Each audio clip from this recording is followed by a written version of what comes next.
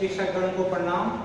मैं डॉक्टर गजेंद्र सिंह शेखावत मोहता महाविद्यालय शाहजहांपुर से आपका एक बार फिर से स्वागत करता हूं।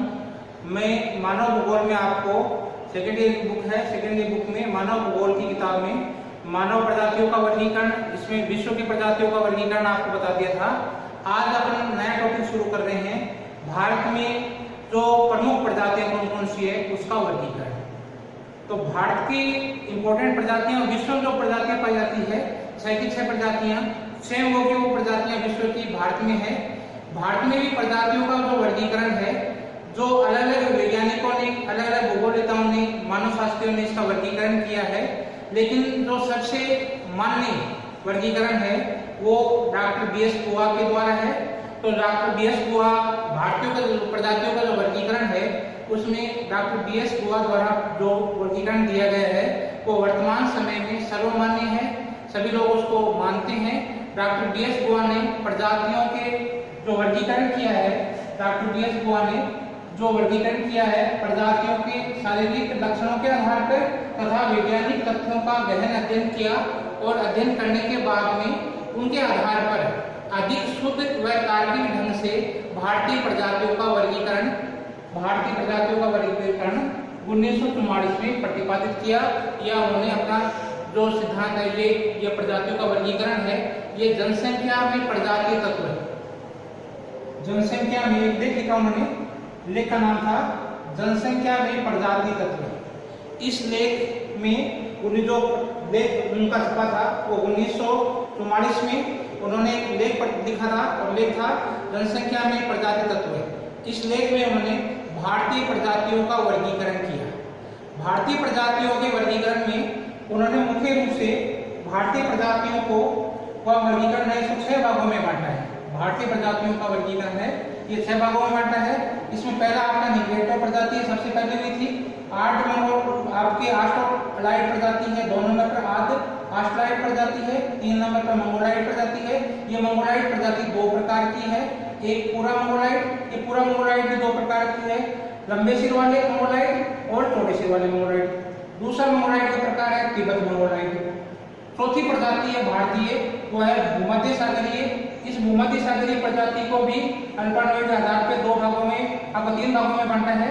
पहला है प्राचीन पूरा भूमध्य सागरीय प्रजाति, सिर्फ भूमध्य सागरीय प्रजाति, पूर्वी या प्राच्य भूमध्य सागरीय प्रजाति।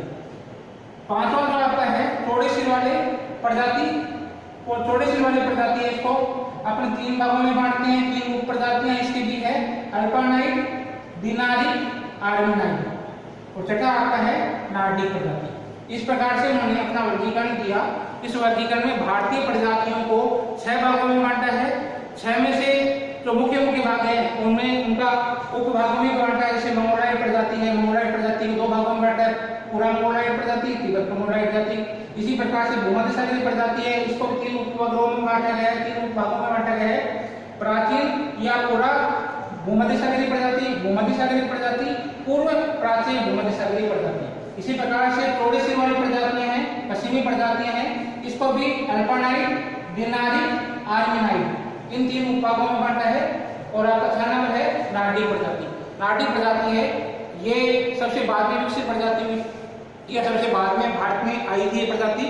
इस प्रकार से इनका जो वर्गीकरण है, इस वर्गीकरण में जो पहला आपकी प्रजाति है उसका अपन अध्ययन कर लेते हैं। पहली प्रजाति आपकी है निग्रेटो प्रजाति। निग्रेटो प्रजाति की उपस्थिति के विषय में भारतीय जो भूगोलवेता है या जो भारतीय मानव शास्त्री हैं, भारतीय जो प्रजाति अभी तक ये प्रजाति है नहीं है, ये प्रजाति अभी भी असमंजस की स्थिति में है। तो निग्रेटो प्रजाति है उसकी उपस्थिति के विषय में जो भारतीय मानव शास्त्री हैं अभी भी ये मानते हैं कि अभी भी असमंजस की स्थिति में है कि ये प्रजाति भारत में पाई जाती है या नहीं है। निग्रेटो प्रजाति अभी तक असमंजस की स्थिति में है कि ये भारत में है कि नहीं है। कुछ मानव शास्त्रियों के अनुसार भारत में इस प्रजाति का लगभग अभाव पाया जाता है। कुछ मानव शास्त्री ये मानते हैं कि भारत में इस प्रजाति का लगभग अभाव पाया जाता है। लेकिन जो एक भूगोलवेता हुए हैं लेपिन, भूगोलवेता हैं लेपिन, मानव शास्त्री हैं लेपिन ये मानते हैं कि भारतीय प्रजाति है, भारत में निग्रोटो प्रजाति का अंश है, वो दक्षिण भारत की आदिवासियों में पाया जाता है। लेकिन क्या मानता है? लेकिन दक्षिण भारत के आदिवासी में क्या है? इसके लक्षण मिलते हैं। दक्षिण भारत, लेकिन नमक मानव शास्त्री है, ये मानते हैं कि दक्षिण भारत की जितनी भी आदिवासी पाई जाते हैं, इन आदिवासियों में इसके अंश पाए जाते हैं, निग्रोटो प्रजाति के अंश पाए जाते हैं। Doctor BS. गोवा ने टावरकोर और कोचिन की पहाड़ियां, ट्रावनकोर और कोचिन की पहाड़ियों में जो कादर और पुलियान उपजाति के लोग रहते हैं, इस उपजाति के लोगों में भी इनके लक्षण पाए जाते हैं। और इसी प्रकार से जो मुख्य रूप से आपका अंडमान निकोबार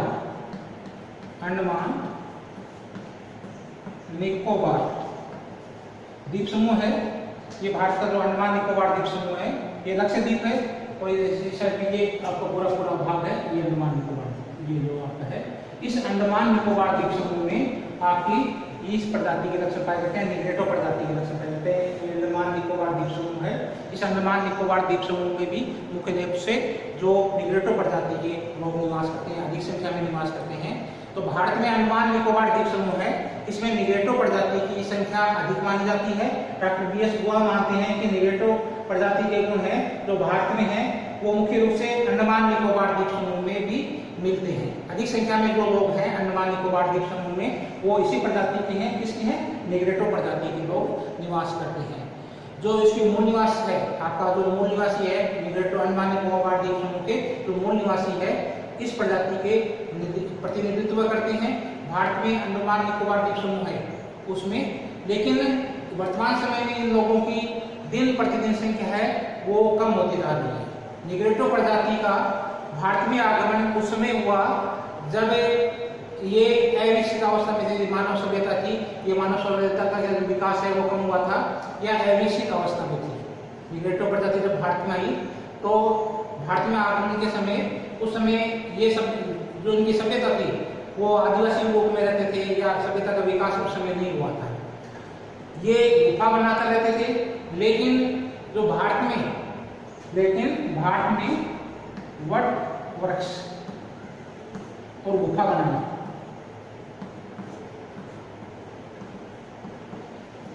वट वृक्ष की पूजा और गुफा बनाना इन्हीं लोगों की देन माना जाता है।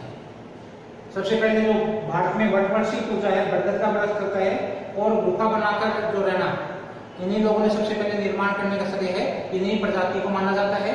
इस प्रजाति के लोगों की शारीरिक जो विशेषता है, उनमें कद छोटा होता है। शारीरिक विशेषता की यदि अपन बात करें, कद छोटा, लगभग 150 सेंटीमीटर के लगभग होता है, कद छोटा होता है इनका। और जो इनका रंग होता है काला होता है, रंग काला, बाल घुंघराले बाल होते हैं, वो घुंघराले पाए जाते हैं, लहरदार होते हैं, होठ मोटा होता है, होठ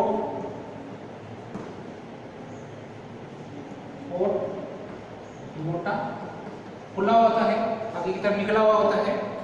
जो ललाट होता है वो भी आगे की ओर निकला होता है, ललाट। चेहरा छोटा होता है, चेहरा छोटा होता है, और ललाट आगे की ओर निकला।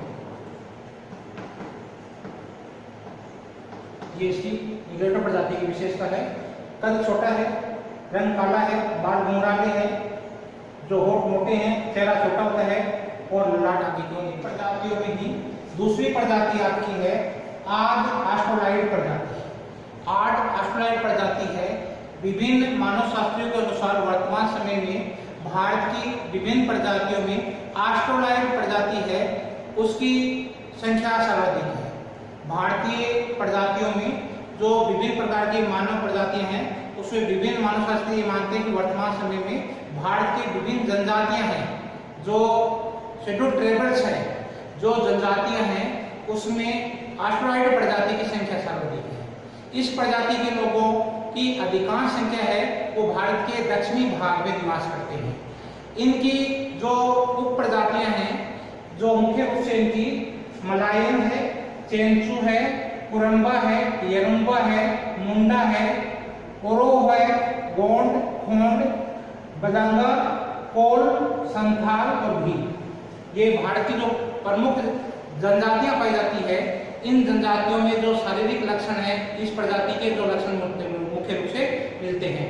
भारत की अधिकतर अनुसूचित जातियां हैं, भारत की जो 80 है शेड्यूल कास्ट है, जो भारत की अधिकांश अनुसूचित जातियां हैं उनमें भी ऑस्ट्रेलोइड प्रजाति से संबंधित मानी जाती है। इन प्रजातियों का शारीरिक लक्षण है, शारीरिक लक्षण में त्वचा का रंग है वो सामान्यतः काला पाया जाता है। त्वचा का रंग है त्वचा काली, सामान्यतः काली पाई जाती है। सिर के बाल घुंघराले होते हैं, बाल घुंघराले, बाल घुंघराले पाए जाते हैं। नाक चौड़ी ऊपर से चपटी है, नाक आपकी है ये नाक चौड़ी ऊपर से चपटी है। जो ललाट है वो कुछ आगे की ओर निकला हुआ होता है, होंठ मोटे होते हैं, चेहरा कुछ आगे की ओर निकला होता है, होंठ मोटे, ललाट आगे की ओर